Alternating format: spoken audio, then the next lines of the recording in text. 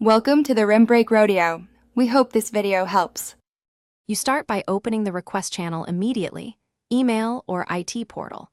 Provide the exact site name and owner so there's no back and forth.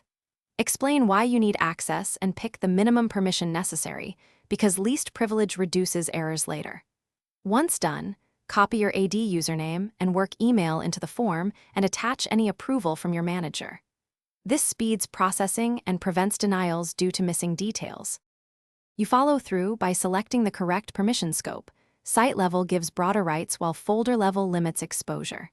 Next, submit the request through the IT ticket system or ask the site owner to use Sharepoint's Add Members option.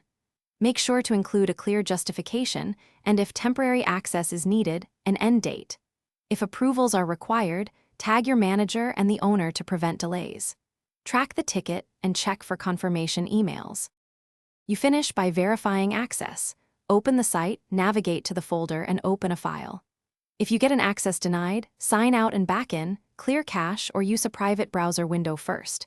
If problems persist, capture the error, note the affected URL, and send it with the ticket ID to the owner or IT. One key tip: ask them to check group membership in Azure AD. Most denials come from group sync delays. Thanks for watching. Consider subscribing if we helped you.